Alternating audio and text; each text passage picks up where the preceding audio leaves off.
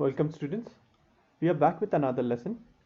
In our last class, we were discussing your work energy theorem. The work energy theorem says that the net work done by a net force should be equal to the change in your kinetic energies.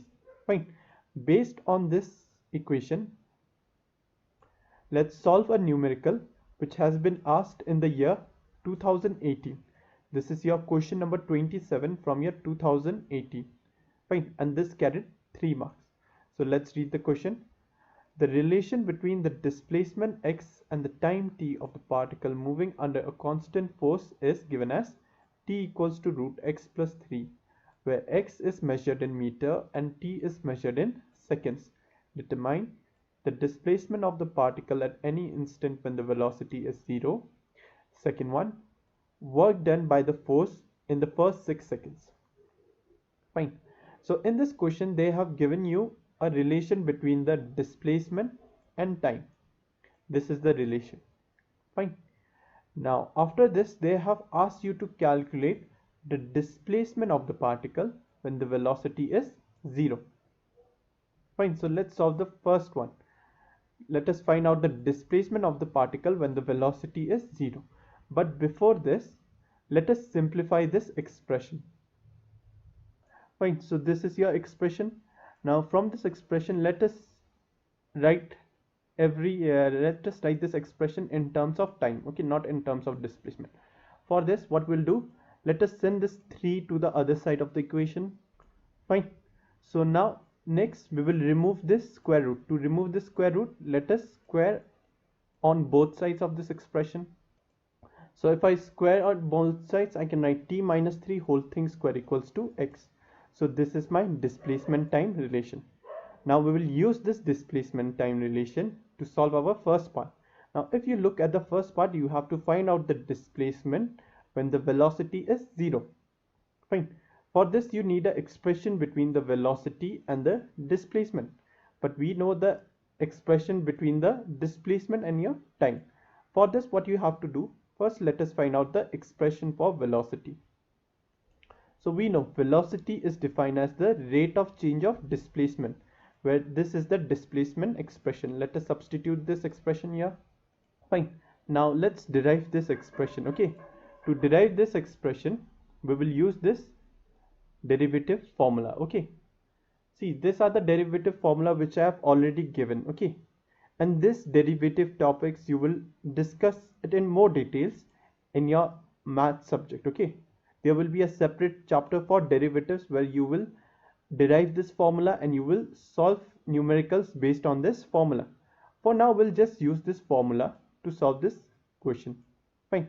So according to this formula, if you are deriving a variable y which has a power n, so how you'll derive? First, you write down the power as a coefficient. Then you write down the variable y, and then you decrease the power of the variable by 1. Fine. After this, you differentiate the variable. So let us apply the same formula here. See, here you can consider your y as t minus 3. Fine. So if I differentiate t minus 3, first what I have to write down? The power as the coefficient. Okay, let me just zoom a little bit. Fine. So what you will do? First, write down the power as the coefficient. Decrease the power of this variable by 1. If you decrease it by 1, 2 becomes 1. After this, differentiate this variable. Fine. So this is what you will get. Now we have to differentiate this part. Fine. To differentiate this one, we will use the sum or difference rule. Okay. So if you differentiate two variables which are either added or subtracted, x plus or minus y, what you will do? First, you differentiate the first variable, then write down the sign. If it's plus, write down plus. If it's minus, write down the minus sign. Then differentiate the second variable. Fine. Similarly here, first differentiate the first variable and then write down the sign and then differentiate the second variable. Fine. Now if you follow this step, what is dt by dt? Dt by dt is 1. And what is d3 by d3? 3 is a constant. Okay, this is a constant number, and the derivative of any constant is 0 because the constant does not changes with time. So this part will become 0 and this part will become 1. Fine. So you have 1 minus 0, and what is 1 minus 0 is 1. And if you multiply this 1 here, anything multiplied with 1 will be the same variable. So you will get 2t to the power minus 3.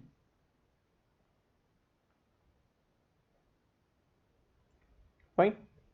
So this is your expression for your velocity with respect to time.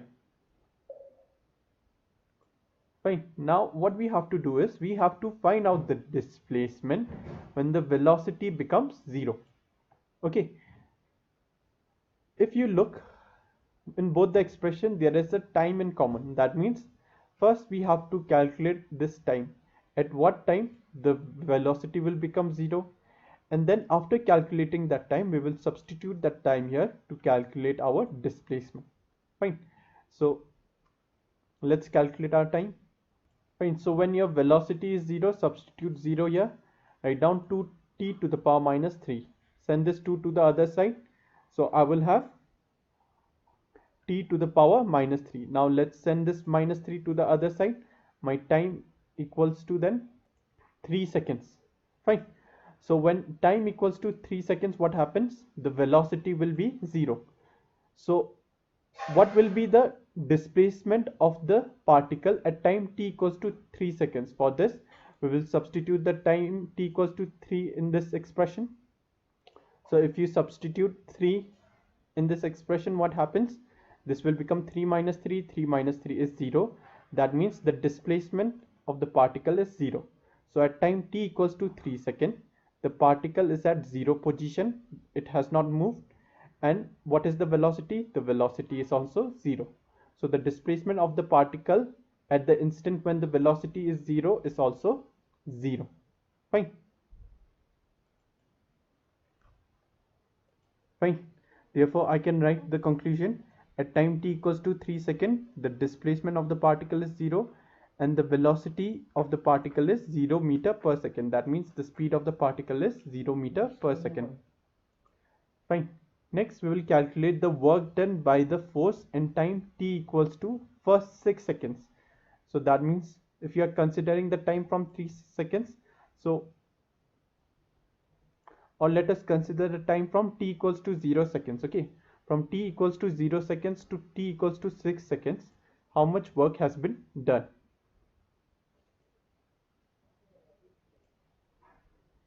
Fine. So now to solve the second part of the question, we'll take the help of our work energy theorem, which states that the net work done is the difference between the kinetic energy. The difference between the kinetic energy means the difference between the final kinetic energy and your initial kinetic energy. Fine. So for this, first what we have to do is we have to find our initial kinetic energy and we have to find our final kinetic energy. Then we'll calculate our work done. So let us first consider our initial condition. That means at time t equals to 0. At time t equals to 0, what will be the velocity of the particle? Let's use this expression. V equals to 2 times of t minus 3. Fine. So using this velocity expression, let us substitute the time here. So my initial velocity equals to 2 times of, what is the value of t? 0 seconds. Substitute 0 here. Minus 3. What is 0 minus 3? 0 minus 3 is minus 3.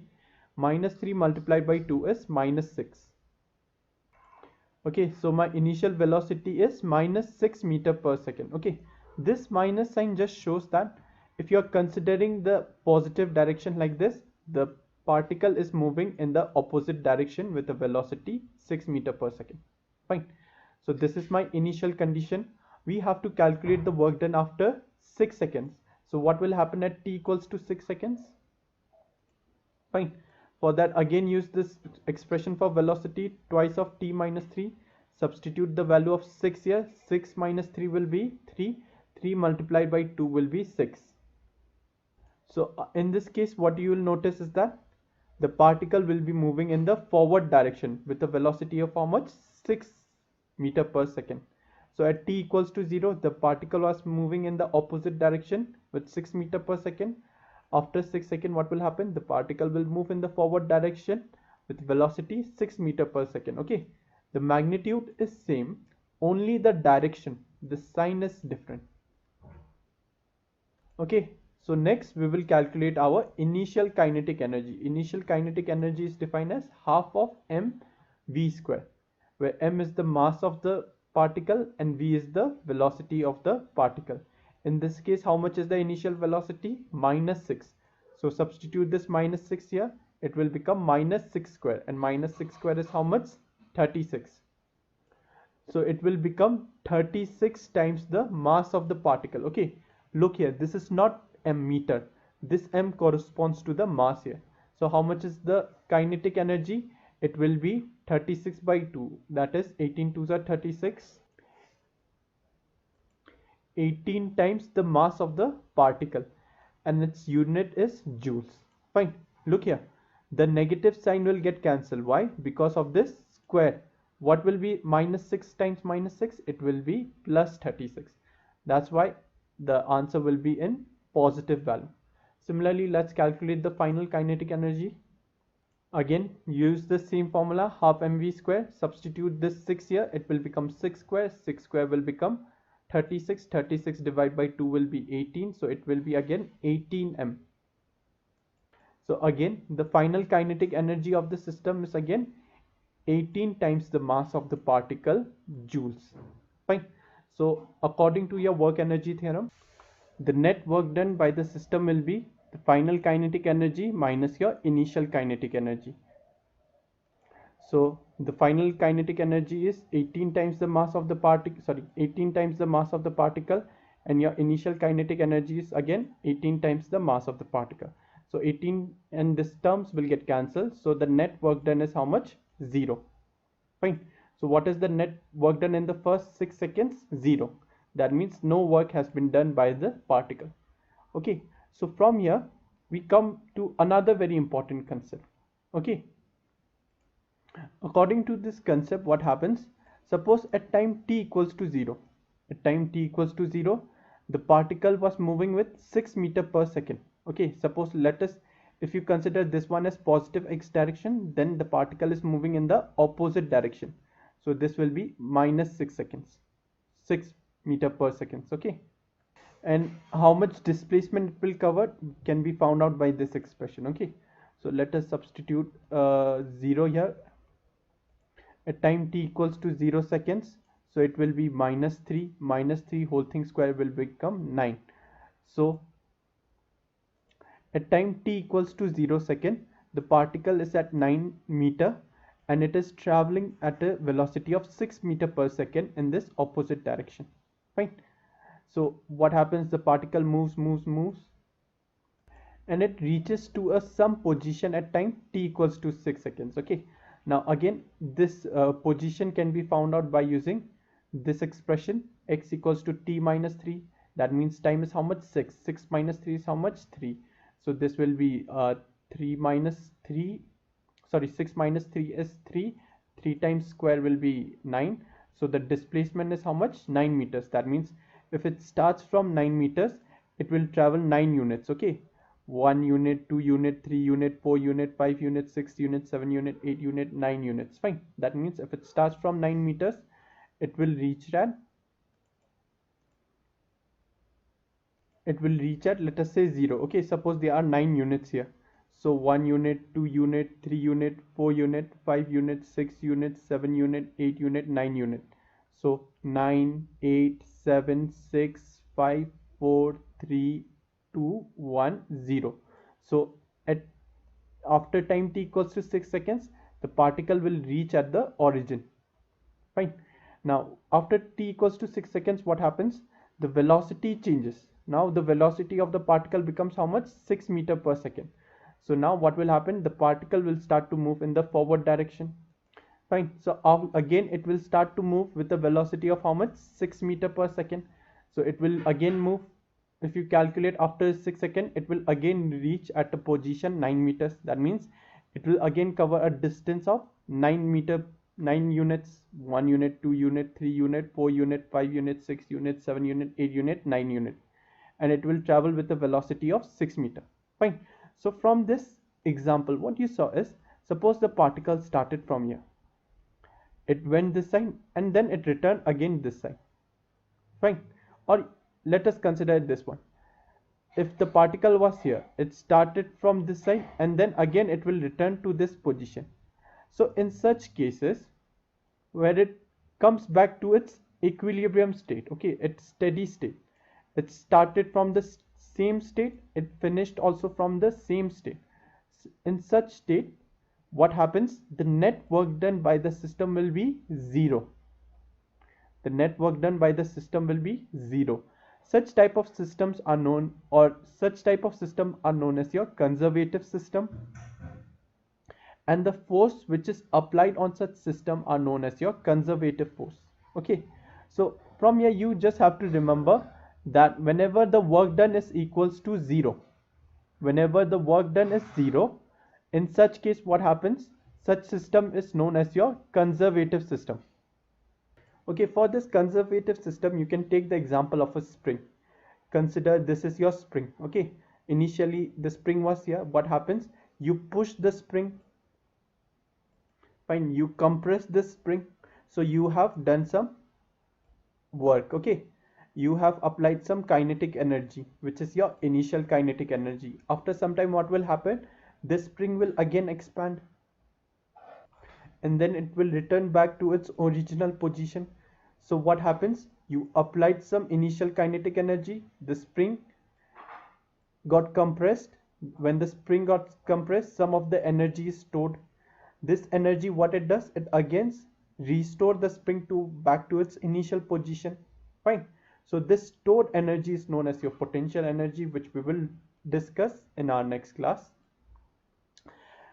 And now, for now, you can consider this one as an example of a conservative system, where you push the spring and you move the spring up till this position. What happens? After some time, this spring again expanded and it returned back to its initial state. So what is the net work done in this case? The net work done is zero. So this is an example of a conservative system. Fine. So that's it for today's class. Thank you, and if you have any confusion, please feel free to ask. I will re-explain it to you again. So again, thank you. And in our next class, we will discuss your potential energy and the potential energy stored by the spring. Okay, so for the next class, you remember that this spring is an example of a conservative system, where the net work done by the system will be how much? Zero. Right. So that's it for today's class, and again, thank you.